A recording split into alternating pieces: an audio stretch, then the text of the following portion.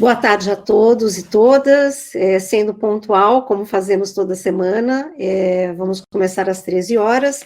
Eu dou as boas-vindas a todos a mais um encontro da nossa série, Encontros com a Medicina do Trabalho, que é uma iniciativa da área de saúde do trabalhador, do Departamento de Saúde Coletiva, da Faculdade de Ciências Médicas da Unicamp. Eu sou Márcia Bandini, professora, e junto com o professor Sérgio Roberto de Luca, nós temos a alegria de receber hoje todos vocês aqui. Gosto sempre de começar lembrando que a medicina do trabalho é a especialidade que lida com as relações entre os trabalhadores e o seu trabalho, visando não somente a prevenção dos acidentes e doenças do trabalho, mas também a promoção da saúde e da qualidade de vida desses trabalhadores. Nosso objetivo é assegurar ou facilitar, tanto aos indivíduos quanto ao coletivo de trabalhadores, a melhoria contínua de suas condições de saúde, nas dimensões física e mental, bem como a interação entre essas pessoas e dessas com o seu trabalho.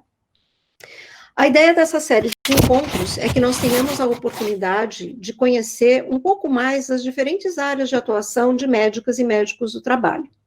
E hoje nós temos a alegria de receber aqui a professora Andréa Silveira, da Universidade Federal de Minas Gerais, além de uma pessoa da mais alta competência, uma amiga muito querida. Queria lhe dar as boas-vindas, professora Andréa, e lhe apresentar aqui para o nosso grupo, né?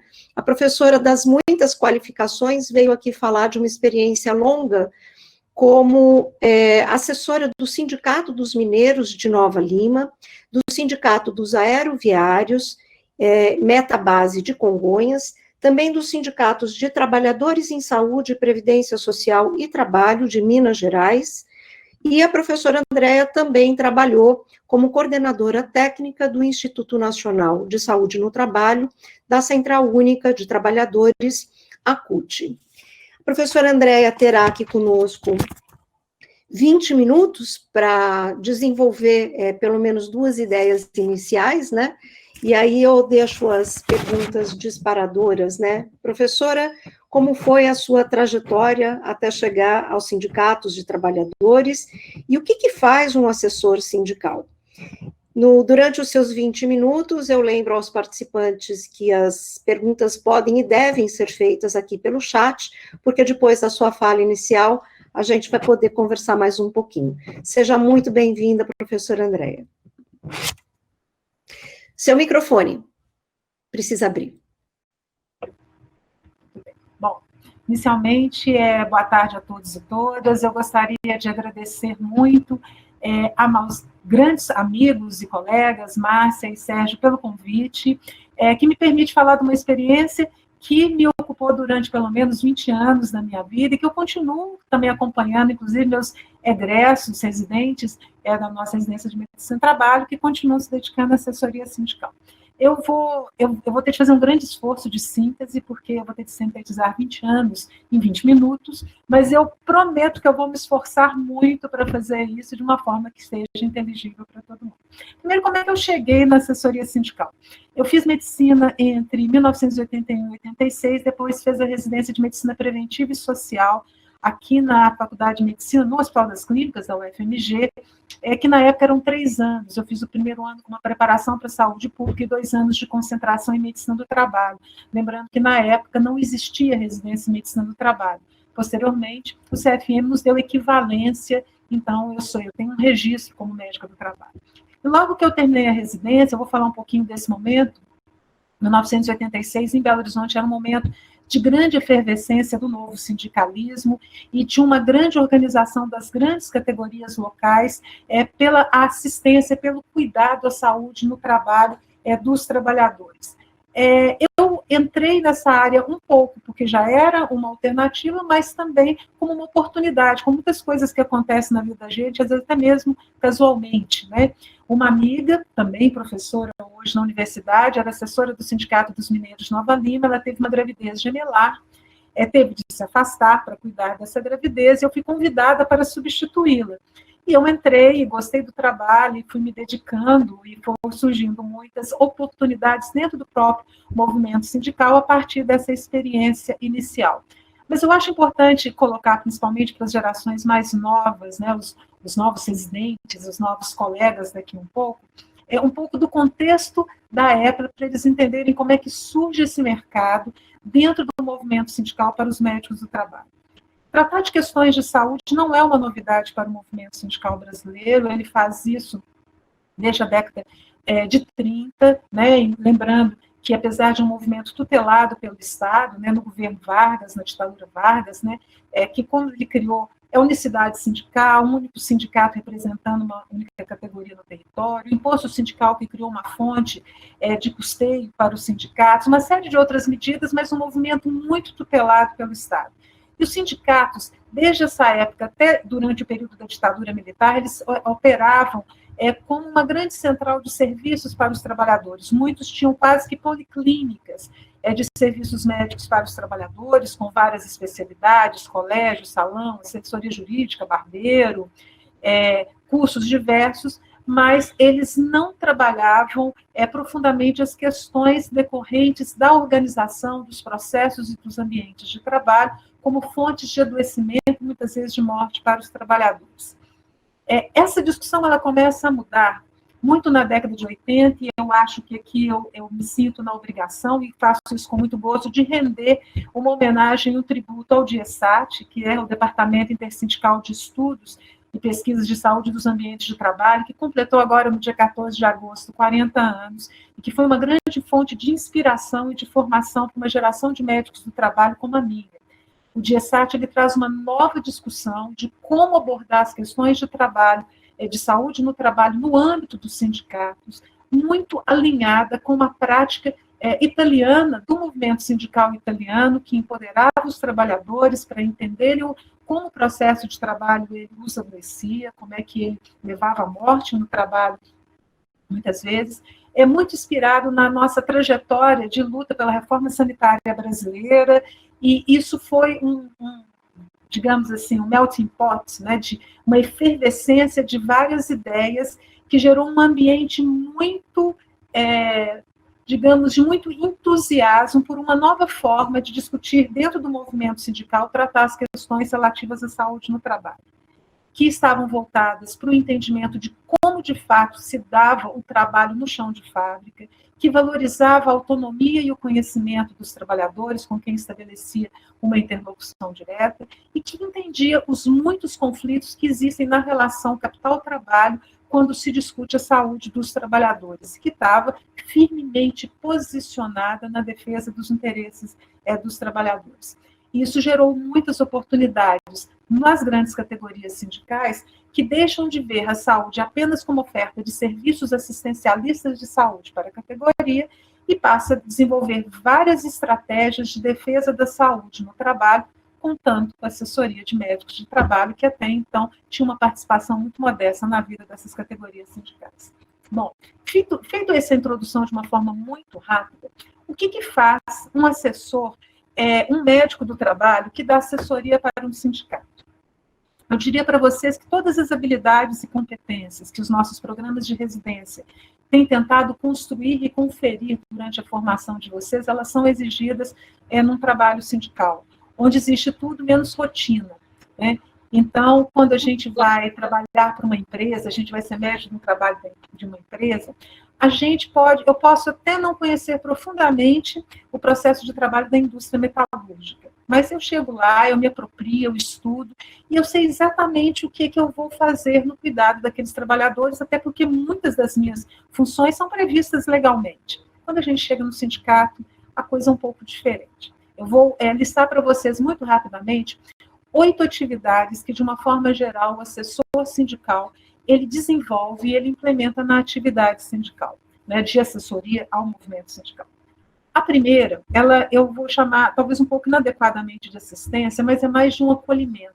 Raramente o assessor sindical, ele se compromete dentro da entidade sindical com assistência do ponto de vista do tratamento curativo de doenças relacionadas ao trabalho.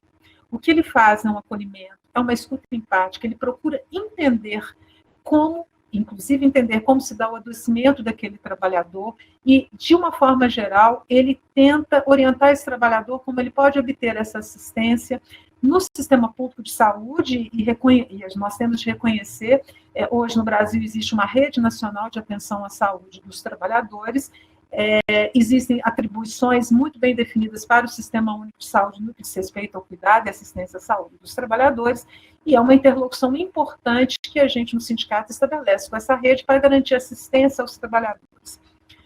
Por que um trabalhador vai procurar o médico do trabalho do sindicato e ele não procura o médico do trabalho da empresa dele? Isso acontece? Acontece muito.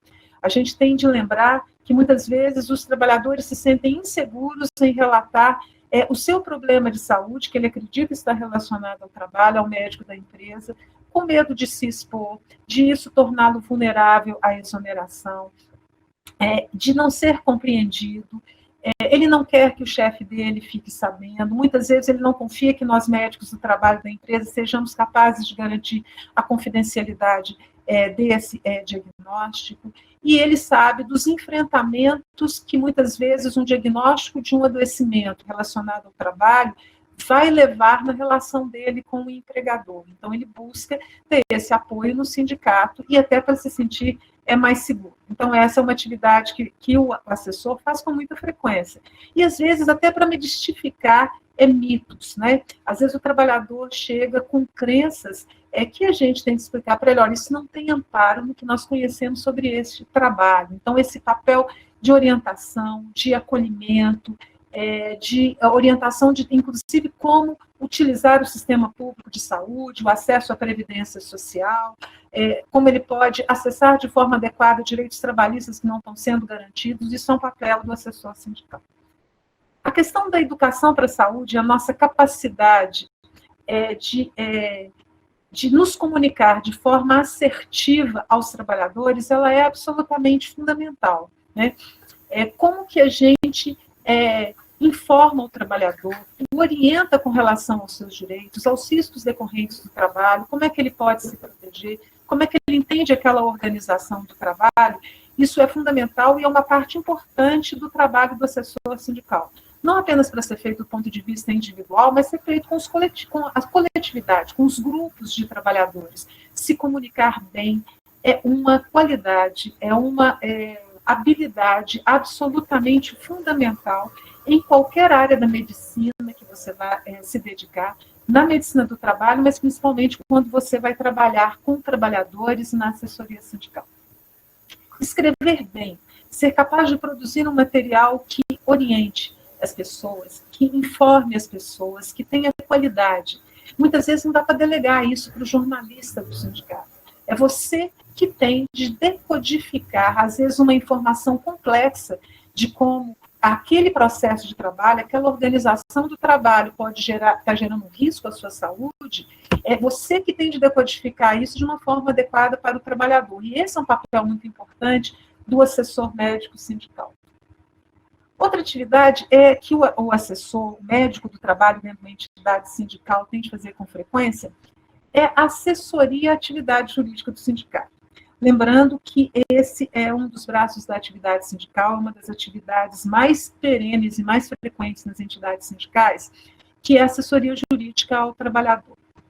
E ela tem várias dimensões, desde atuar como um assistente, por exemplo, técnico, numa ação trabalhista em busca de um reconhecimento de uma insalubridade, de um nexo, de um adoecimento do trabalho cujo nexo tem sido negado e você vai ter de estudar, vai ter de se preparar e convicto tecnicamente de que esse nexo existe, se necessário for, brigar na justiça por ele, muitas vezes apoiando os advogados tecnicamente, muitas vezes apoiando o serviço jurídico do sindicato no âmbito da justiça, da previdência social, né? Então, muitas vezes o assessor sindical aquele afastamento, aquele nexo que foi recusado pela Previdência e que você que acompanhou e que estudou bem o caso, que está convicto disso, você vai ter de ajudar a assessoria jurídica do sindicato a garantir esse direito do trabalhador. Isso é parte do trabalho do assessor sindical.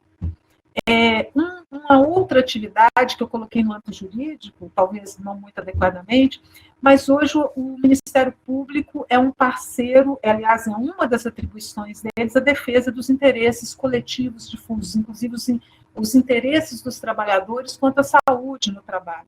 E o sindicato tem um papel importante ao fornecer informações, ao articular uma série de contatos e ao gerar uma produção e um conhecimento que vai ajudar a gente, inclusive, nessa luta do Ministério Público para garantir o direito à saúde dos trabalhadores. E o assessor sindical ele tem um papel muito importante nessa construção.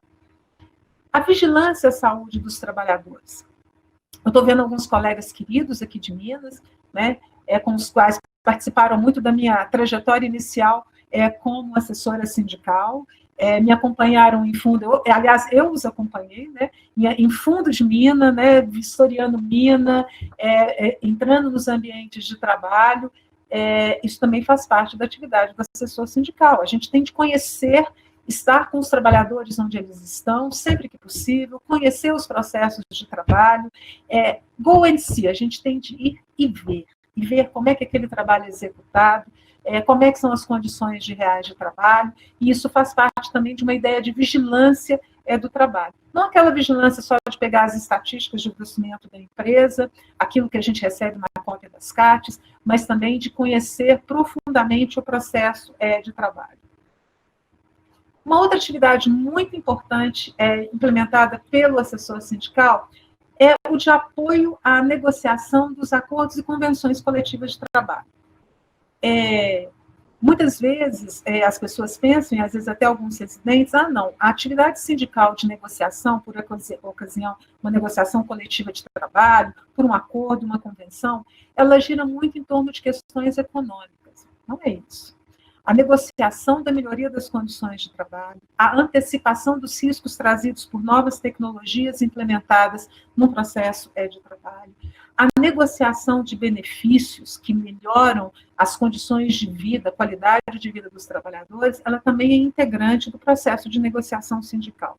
E muitas vezes ele tem um conteúdo técnico, um conteúdo legal, que o dirigente sindical não consegue conduzir solitariamente de uma forma adequada. E nós temos um papel fundamental de informar com as evidências mais recentes, de orientá-lo contra as melhores práticas, a gente tem de pesquisar e entender, de conhecer o que tem sido feito em outros lugares. E esse papel de assessoria durante o processo de negociação, ele é absolutamente fundamental. Mesmo que, às vezes, como eu já tive de fazer, eu esteja negociando a lei, né?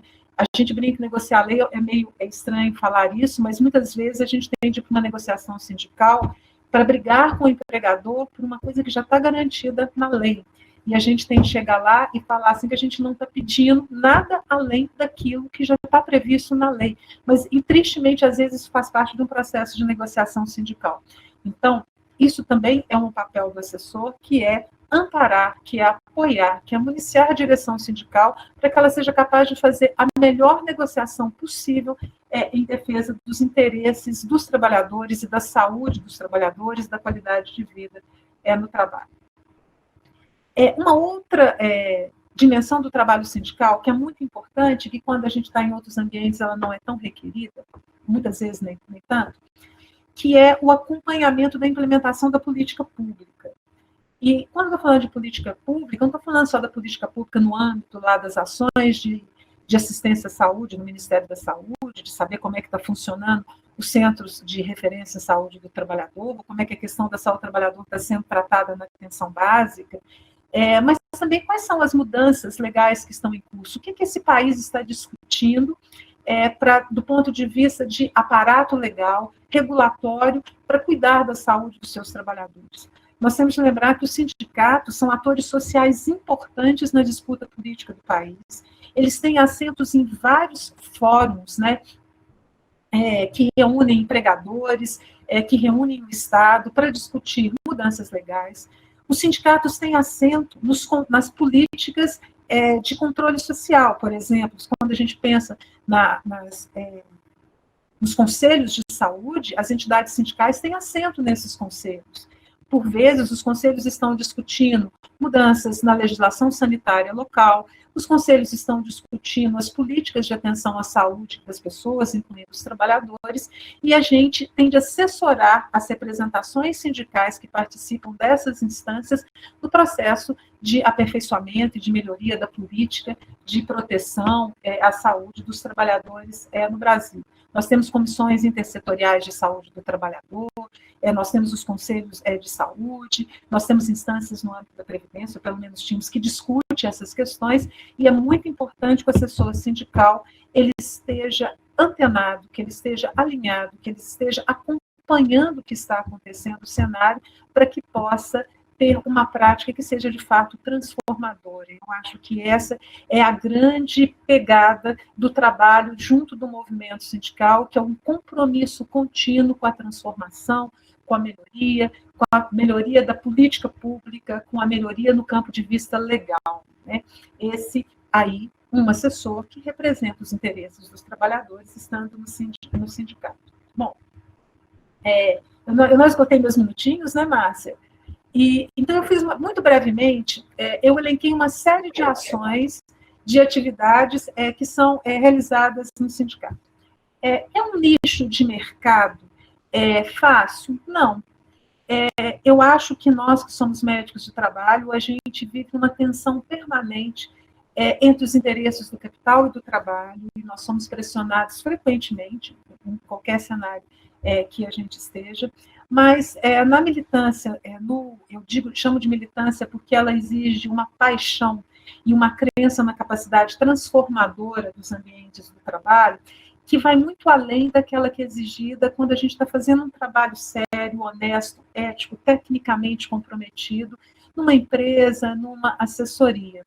Porque realmente a gente é muito tensionado, e a gente brincava que todos os médicos do trabalho que estavam no movimento social, que estavam trabalhando nos sindicatos, eles eram militantes, não no sentido do militante político partidário, mas um militante de uma causa que é uma fé inabalável de que é possível trabalhar e viver com saúde. Nós queremos transformar a sociedade para que isso seja possível, nos alinhando a entidades que representam os interesses dos trabalhadores. Esse nicho de mercado ele teve um auge na década de 80 até o final da década dos anos 2000. Depois, as profundas mudanças que estão acontecendo no mundo do trabalho, elas têm nos desafiado a reinventar novas práticas para a atuação dos sindicatos. Eu acho que os dirigentes sindicais, os militantes sindicais estão vivendo isso. Nesse novo modelo, também chamar a atenção, o DIESAT tem prestado um trabalho importantíssimo, formando novas lideranças, trazendo novas discussões, mas houve um certo refluxo até por conta da crise de financiamento do movimento sindical. Nós somos profissionais caros, os sindicatos eles estão se reorganizando, principalmente depois do fim do imposto sindical. Eles continuam mantendo as suas secretarias de saúde, departamentos de saúde, assessorias, mas muitos hoje eles não contam com o trabalho de um médico do trabalho permanentemente assessorando. Mas eu acho que é um trabalho que nós precisamos, um espaço que nós precisamos reconquistar. Várias entidades têm, em Minas seduziu muito, em São Paulo muitos sindicatos têm os seus assessores médicos, em Minas há uma discussão para a retomada dessa assessoria, mas que, antes de tudo, ela precisa entender e repensar as novas configurações do trabalho no mundo contemporâneo, o novo perfil de trabalhador, as mudanças tecnológicas que exigem novas estratégias de comunicação com os trabalhadores. Vejam só, nós estamos aqui fazendo uma reunião virtual, esse é o nosso meio de comunicação nos últimos meses, provavelmente isso vai se perpetuar depois de controlada a pandemia da Covid-19, mas é a linguagem das novas gerações de trabalhadores. Então, várias estratégias que nós utilizamos para nos comunicarmos, para nos organizarmos no passado com os trabalhadores, inclusive na defesa de saúde e trabalho, elas vão ter de ser reinventadas. Né?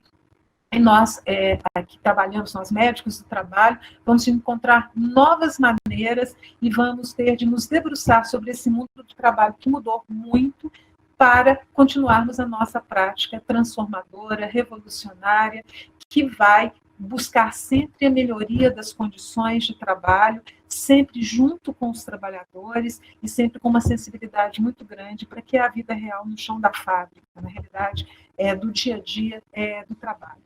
Então, eu acho que é um trabalho, o trabalho de assessoria sindical é um trabalho sempre muito desafiante, é um trabalho muito gratificante, porque a gente vê, eu tenho uma lembrança muito carinhosa dos meus 20 anos de assessora sindical, porque teve coisas que deram certo, teve coisas que não deram certo, como em qualquer trabalho, mas eu fico muito feliz de saber que tem um pedacinho meu em conquistas que foram muito importantes para os trabalhadores das várias categorias que eu assessorei. E mesmo que seja naquele único caso que a gente conseguiu uma mudança do processo de trabalho a partir de um caso de adoecimento, numa linha de montagem que a gente trava uma briga até a empresa mudar o processo de trabalho. Isso não tem preço. E não tem preço a gente não ter mais gente doente batendo na porta da gente por causa do mesmo processo de trabalho. E eu acho que esse que é o grande compromisso dos médicos do trabalho que fazem assessoria sindical, que é essa grande transformação do trabalho para que ele seja um trabalho que traga saúde e não doença, né? Então, de uma forma muito rápida, porque eu acho que uma parte mais importante desse debate é escutar as pessoas, eu fiz uma síntese meteórica do que faz um assessor, um médico do trabalho que assessora o movimento sindical. É isso, e mais uma vez, muito obrigada, Márcia, pelo convite. Pelo convite, que eu acho uma oportunidade, assim, um esforço de síntese assim, muito grande para, em poucos minutos, contar o que faz um assessor sindical. Olha, eu fico me sentindo até mal de colocar pressão de tempo na sua fala, que além de muito competente, é absolutamente inspiradora, Andréia. Mas você tem razão quando você diz que uma parte importante desse nosso encontro é o diálogo aqui com o pessoal, né? Então, eu já tenho duas perguntas, 3 perguntas e um comentário. Eu vou dividir 2 e 2, e quem tiver interesse, por favor, aproveite o tempo também, tá? Só vou aproveitar a minha fala para fazer oficialmente umas boas-vindas a 3 professores. A sua audiência hoje está, além dos residentes, né?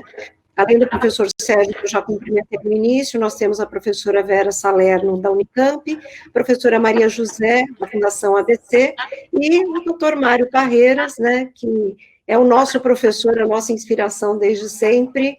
Mário, meu coração bate mais forte por você, e isso está sendo gravado, tá?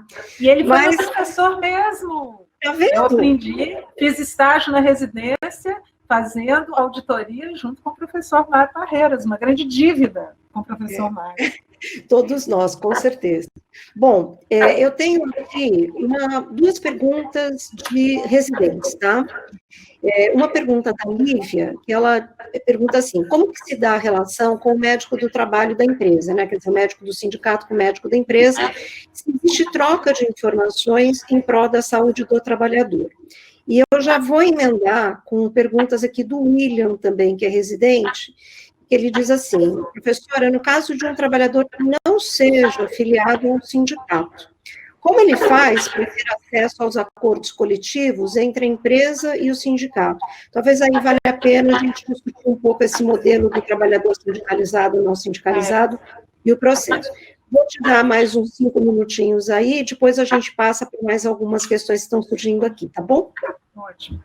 A primeira pergunta da Lívia é muito importante, né? Como é que a gente estabelece uma relação com os colegas que são médicos do trabalho das empresas da base do sindicato que a gente assessora. Antes de tudo, a gente busca uma relação que seja respeitosa e cordial, né? A princípio, nós não somos inimigos. Muitas vezes a gente tem visões distintas de como conduzir os efeitos daquele processo de trabalho, daquele ambiente de trabalho na saúde dos trabalhadores, mas a gente busca sempre uma relação respeitosa. É sempre fácil conseguir uma informação do colega? Não, isso é verdade, né? Eu já fiz assessorias que tive relações ótimas com os colegas, a gente trocava impressões, muitas vezes um convencia o outro nós mudávamos nossas opiniões, discutindo juntos aquela situação, buscávamos soluções conjuntas, técnicas para resolver determinados problemas, mas às vezes nem sempre isso é problema, porque a solução ela escapa a governabilidade do colega que é médico do trabalho ali, porque ela exige decisões políticas da empresa, ela exige investimentos e nem sempre ela está no ato da governabilidade dele. Às vezes, a gente às vezes discorda, como, por exemplo, sobre nexos em relação ao adoecimento no trabalho, muitas vezes. E aí nós fomos para uma discussão que o amparo era técnico. Né? Era técnico, nós fomos discutir aqui. Então, há, às vezes, um conflito, mas eu te diria que, na maioria das vezes, a gente consegue uma relação que é respeitosa. Tem informações que o nosso colega nem sempre pode nos repassar mesmo, né? Muitas vezes elas são protegidas, embora o trabalhador tenha acesso. A Constituição brasileira garante ao trabalhador o acesso ao prontuário dele na empresa, ele pode pedir cópia, então muitas vezes era o que os trabalhadores faziam, levavam para a gente no sindicato, aquela informação é dele, ele pode expor da forma que ele achar melhor, e era, às vezes, uma forma da gente ter acesso às informações. Bom, não sei se te respondi, mas nem sempre é uma relação, na maioria das vezes é uma relação amistosa de colegas técnicos, mas às vezes tem tensões por conta de nós estarmos em lados distintos. O William, ele fala sobre o acesso ao acordo e à convenção coletiva. Muito bem. A filiação ao sindicato, ela é uma decisão livre e autônoma do trabalhador. Ele pode escolher não se filiar a um sindicato, não contribuir com o sindicato. Mas quando o sindicato ele assina um acordo coletivo de trabalho com uma empresa, ou a categoria uma convenção, todos os trabalhadores passam a se beneficiar daquele acordo. Ou não, às vezes é um acordo ruim, mas sendo um bom acordo, todos os trabalhadores, sindicalizados ou não, eles se beneficiam daquele acordo que foi feito. Então, é óbvio que a filiação sindical, ela garante muitos benefícios ao trabalhador. Não estou falando dos benefícios da assistência médica ou do jurídico, não. Mas é muito difícil você sozinho negociar os seus interesses com o empregador. É por isso que o sindicato exige. Se cada um de nós, né, ou se um trabalhador sozinho, tivesse de negociar as melhorias salariais, as melhorias dos ambientes de trabalho, ele fica muito vulnerável, porque a relação entre o capital e o trabalho é muito disfuncional. A diferença de poder entre um lado e outro é muito grande. Daí a importância do sindicato, que vai lá e negocia em nome do coletivo de trabalhadores. As convenções são públicas, elas são, inclusive, publicadas nas páginas dos sindicatos, acordos também, o Ministério do Trabalho também tem esses textos, e qualquer trabalhador pode acessar e saber assim, qual que é o meu direito garantido no último acordo coletivo, na última convenção coletiva de trabalho, mesmo não sendo trabalhador sindicalizado. Perfeito, Andréa, muito obrigada. A gente está com mais 4 aqui na lista, eu vou de 2 em 2, tá? O Mário Parreiras, na verdade, eu vou fazer uma dobradinha, porque o Mário fez 2 perguntas, eu vou juntar os comentários deles numa mesma questão para você que está aqui no chat. Né? Ele faz uma manifestação aqui, né, de que, infelizmente, a legislação protetiva trabalhista foi e está sendo esquartejada, e os sindicatos estão muito fragilizados, que o atual governo acabou praticamente em todas as instâncias de negociação com os trabalhadores, e alguns sindicatos acabaram sendo cooptados, né? E ele diz, mais para frente, ele entra numa questão mais específica da Covid, que as empresas estão sonegando as CATs por Covid, e o pior é que as empresas de teleatendimento demitiram trabalhadores do grupo de risco, né? E ele manifesta aqui saudades dos trabalhos que vocês tinham na mineração.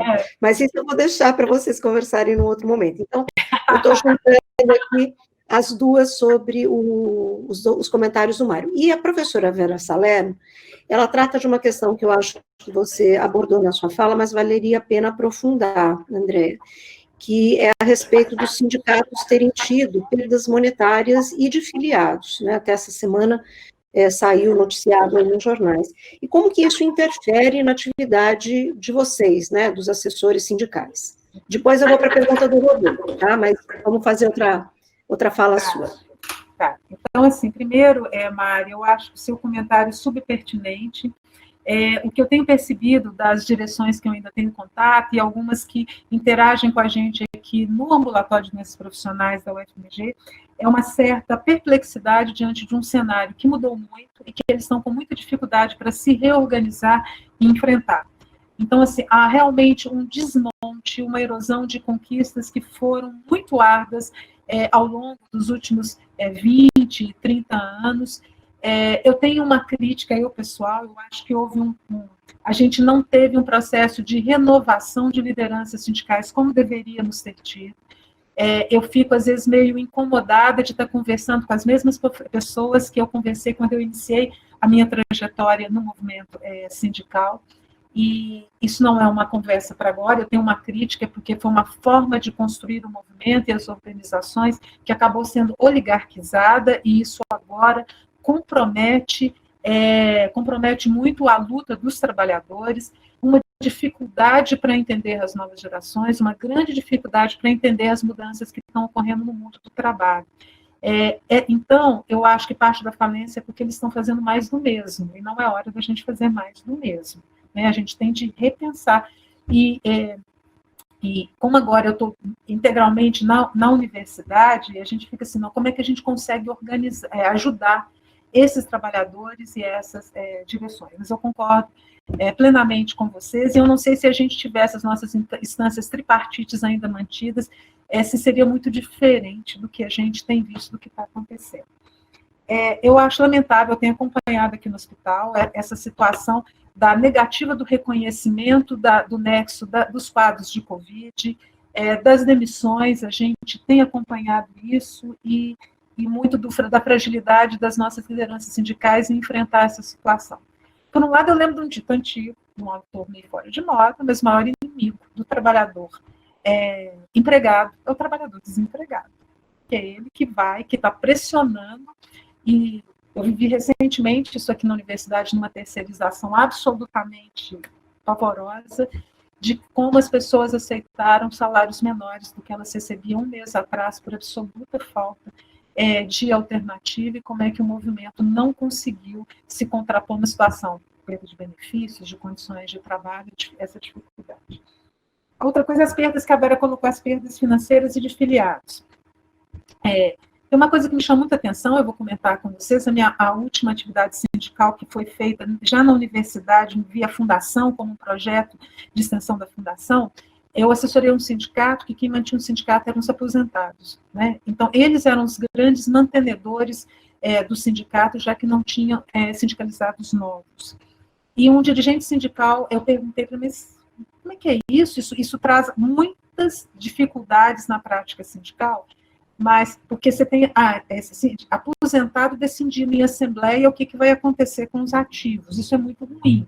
Mas o dirigente sindical me deu uma resposta que disse, olha, eles têm uma memória e uma lembrança do grande papel da ação coletiva, que o povo mais novo não sabe ainda o valor e como é que essa organização pode mudar a vida deles. Então, eles sustentam a atividade sindical, eles estão aqui, mas a gente não está conseguindo que essa experiência da ação coletiva como transformadora da sociedade e do mundo do trabalho chegue a essas gerações mais novas que não conseguem chegar ao sindicato. E esse eu acho que é o grande desafio. Então, os sindicatos estão, de fato, perdendo filiados, eles estão tendo dificuldade de conversar com as novas gerações de trabalhadores, e, tristemente, eu tenho de admitir que o imposto sindical, que eu sempre achei uma excrescência, né, que eu acho que os sindicatos tinham de batalhar para uma filiação voluntária, e que isso que devia ser o grande motivador para que eles fossem combativos, que eles tivessem, fizessem uma defesa ardorosa dos interesses dos trabalhadores, mas sou obrigada a admitir que ele quebrou as pernas de grande parte do movimento sindical, a ausência do imposto, e que eles estão com muita dificuldade para se reorganizar. Né? Então, essa é a minha visão, e isso tem um impacto no custeio das ações de defesa da saúde no trabalho, né? Porque eu não estou falando só de médico, né? Mas assim, eu acho que a gente está falando num cenário que a gente está falando para uma plateia de residentes em medicina do trabalho, mas os sindicatos tinham engenheiros, tinham psicólogos, alguns tinham pedagogos, tinham técnicos de segurança do trabalho, e esse problema de sustentabilidade, ele dificulta manter esse staff, essa equipe multidisciplinar, que ajuda a construir uma política de proteção à saúde no trabalho no âmbito sindical. E realmente, esse é um desafio que os sindicatos vão ter de lidar com ele, e isso fragilizou um pouco esse nicho de mercado para o médico do trabalho também. Andréa, super obrigada. Estou com a sensação de que nessa sexta-feira o tempo está passando mais rápido. Eu estou aqui com 3 agora, que eu vou fazer... Oh, meu Deus do céu, cadê a pergunta do Rodolfo? Gente, cadê a pergunta do... Achei, desculpa. Pergunta do Rodolfo aqui, como médica do trabalho com experiência sindical, como que a senhora avalia a notificação de agravos à saúde do trabalhador e as aberturas de CAT pelas empresas? Há muita negligência? Então, vou deixar aí com você. Aí a Aline, ela tem aqui, ela coloca, como que o sindicato enxerga a suspensão temporária do contrato de trabalho, como temos visto na pandemia? E aí acho que são vários sindicatos, mas vale a pena uma análise com a tua experiência. E a professora Vera, e aí a gente encerra essa rodada de perguntas, ela coloca uma afirmação, né, que os Serestes têm sido desprestigiados em todos os níveis de administração pública. Como que isso interfere na atividade de vocês, né, dos sindicatos, e quem que acaba fazendo os diagnósticos de doença relacionada ao trabalho? Só isso, tá? Não só isso. Só isso. Bom, primeiro, a notificação. Rodolfo, a gente tem empresas que eu sou obrigada a reconhecer, que cumprem de forma muito adequada a legislação, médicos do trabalho muito sérios, que são parceiros importantes, que são éticos. Aí, só fazer um parênteses, assim, eu acho que ele é importante nesse momento. A primeira coisa que eu digo para os meus residentes, né, quando eles entram aqui, é que meu trabalho não pode ter medo de ser demitido. Não pode ter medo de ser demitido. Primeira coisa que eu falo. Porque médico do trabalho que tem medo de ser demitido vai fazer concessões que a gente não faz. E a coisa mais importante é de saber até onde a gente vai. Isso eu aceito, isso eu não aceito. Isso distingue as pessoas. E eu afirmo com eles com muita clareza, porque eu já acompanhei várias gerações de médicos de trabalho, que aqueles que tiveram coragem de dizer isso eu não faço e aqui não é lugar para eu trabalhar, são os que estão mais bem posicionados no mercado, porque a própria empresa ela sabe diferenciar um do outro, né? E ela também quer ter segurança nas pessoas que ela contrata. Um capacho de interesses, às vezes, não muito republicanos, também muitas vezes não interessa para uma empresa séria. Então, a primeira coisa. Então, se eu chego numa empresa que eu falo assim, tem de emitir a CAT, e ela fala assim, eu não vou aceitar, porque essa empresa não serve para mim. Essa empresa eu vou ter de sair, isso não é um lugar para eu trabalhar, né? Eu fiquei muito orgulhosa uma vez, um residente, ele veio me contar que no fim da residência foi fazer uma entrevista numa empresa no interior de São Paulo, e aí tinha um punhado de pegadinhas, e aí perguntaram para ele assim, o senhor emitiria uma CAT nessa situação? Ele falou assim, eu emitiria. E ele falou assim, professora, naquele momento eu tinha certeza que eu tinha sido excluído, mas eu também não queria trabalhar naquele lugar. Né? Um lugar que me faz esse tipo de pergunta não é um lugar onde um médico do trabalho disse, nossa senhora, nos 2 anos aqui, valeu tudo, era a única coisa que eu queria escutar desse médico é que ele tem clareza de qual que é o papel que o médico do trabalho cumpre na sociedade. Então é o seguinte, tem empresa que não notifica, que nega o reconhecimento da doença, é lógico que tem, gente. Ela vê ela tem receio da reparação civil, que ela pode ser objeto, uma doença sabidamente provocada por más condições de trabalho, pode vulnerabilizá-la diante da justiça, na justiça civil, ela sabe do que pode implicar em um pagamento maior de seguro de acidente de trabalho, ela sabe o que isso significa na reputação, ela sabe que isso pode significar nos selos de qualidade que são concedidos para empresas que têm 0 de acidente de trabalho. Então, há empresas, sim, que eu considero empresas pouco sérias e pouco comprometidas com a saúde das pessoas, que fazem isso. Eu acho que nós, médicos do trabalho, isso entra no nosso score do que é uma boa empresa para a gente trabalhar e que não é. Essa não é uma boa empresa para a gente trabalhar. E logo que a gente reconheça, a gente deve excluí-la, né, do nosso rol de potencial empregador. Suspensão temporária. Eu não vou responder essa questão, porque ela foge um pouco, e eu confesso que eu não estou acompanhando bem os impactos das suspensões temporárias dos contratos de trabalho, o impacto que isso está tendo sobre a saúde dos trabalhadores. Então, eu vou pedir mil desculpas, mas eu não quero ser leviana, eu não vou responder isso. Mas eu vou comentar a questão da Vera, que é o desprestígio do Serestes. Eu concordo plenamente.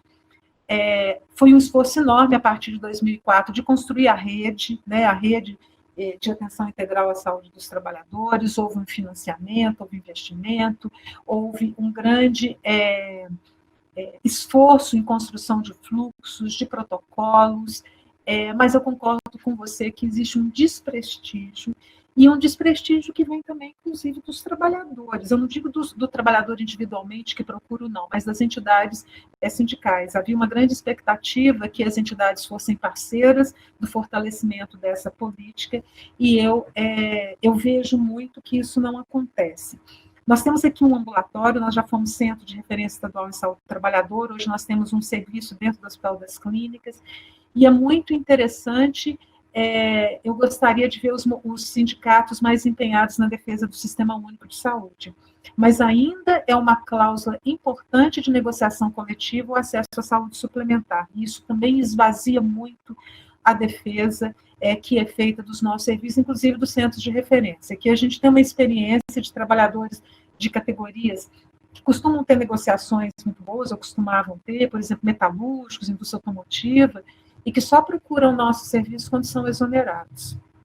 Então, só quando são demitidos é que eles vêm para o serviço público de atenção à saúde do trabalhador. Eles tentam resolver os problemas na saúde suplementar, às vezes casos graves que não temos dúvidas da relação com o trabalho, e muitas vezes isso realmente traz um desprestígio que já existe muitas vezes das gestões do Sistema Único de Saúde, que não trata como uma prioridade a atenção à saúde do trabalhador e o fortalecimento dos centros de referência, mas também dos trabalhadores, né? Então, eu concordo que existe um desprestígio, falta de quadros, vai perdendo quadro, não tem reposição de quadros, né? Um desprestígio da atividade de vigilância realizada pelos centros de referência. Então, Vera, eu concordo com esse diagnóstico. Andréa, obrigada. Enquanto eu te dou 2 minutos para respirar e pensar na mensagem final que você quer deixar aqui para os nossos residentes, para os nossos professores, para tomar uma água também, eu vou, com uma certa liberdade, destacar aqui 4 pontos que me chamam muita atenção na sua fala, uma fala, como eu disse, muito competente, muito inspiradora, né? Primeiro, a necessidade mesmo de que o médico do trabalho desenvolva competências que vão além das competências clínicas, né, e como que essas competências são fundamentais para que a gente consiga fazer o trabalho, por exemplo, de assessoria sindical. A segunda coisa que me chamou aqui muito a atenção é a questão que você coloca das tensões permanentes, né, da importância da gente militar por uma causa. Essa sua fala da prática transformadora, para mim, ela é muito mobilizadora e que a gente faz isso com paixão. Então, assim, até no contraponto, né, daquela frieza técnica, daquela neutralidade que não existe, sim, a gente precisa de paixão mesmo. E mais do que paixão, eu digo que a gente também precisa de companhia, porque quando você cita o DIESAT, por exemplo, né, lembrar que a gente não faz transformações sozinho. E para fechar minha fala e passar o fechamento aqui para você mesmo, vou adotar, citando sempre a referência, de que médico do trabalho não pode ter medo de demissão, tá? Porque, como eu costumo dizer, sim, a vida é feita de escolhas, mas não de concessões éticas, tá? Então, muito obrigada, devolvo a palavra para você, sua mensagem final, por favor, final desse encontro, né? E vou lembrar, gravado, para a gente rever quantas vezes a gente quiser. Muito bem, Márcia. Primeiro, sim, eu queria novamente agradecer o convite. Eu acho que essa é uma discussão muito importante, nem sempre a gente tem interlocutores e ouvintes, e eu acho que ela precisa ser retomada por nós, médicos do trabalho. Eu acho que é muito importante essa atuação do médico do trabalho bem formado e competente junto ao movimento sindical, junto aos trabalhadores. E a minha fala final é o seguinte: eu acho que nada de grandioso é possível sem paixão, né? E a gente acreditar que é possível trabalhar e viver com saúde é muito bom. E eu tenho uma profunda crença que nós, médicos do trabalho, somos atores sociais importantíssimos nessa conquista para os trabalhadores.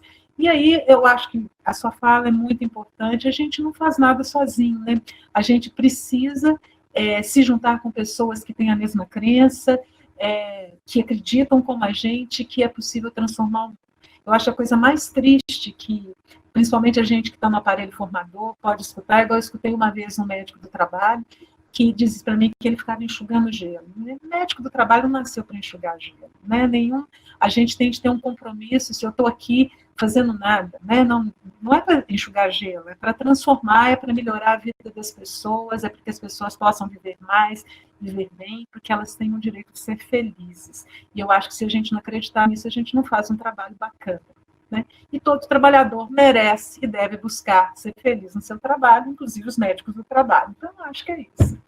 Obrigadíssima pela oportunidade. Nossa. Muito legal. Muito obrigada. Muito feliz mesmo, muito obrigada. Gente, a gente está recebendo aqui no chat, assim, muitas obrigadas, ótima apresentação, excelente encontro, etc, etc. E realmente, com os meus agradecimentos, Andréia, eu aproveito para fechar o encontro de hoje, lembrando que sexta-feira que vem tem mais, né? Então, estejam todos convidados, e na próxima sexta-feira nós receberemos aqui a professora Letícia Nobre, que ainda bem que a tecnologia nos permite, né? Hoje nós tivemos Minas Gerais, semana que vem teremos Bahia, da Bahia para o mundo, né? Então, muito obrigada, Andréia, muito obrigada aos professores presentes e obrigada a todos os participantes. Beijo no coração, continue apaixonada. Obrigada, tchau, gente. Tchau, tchau.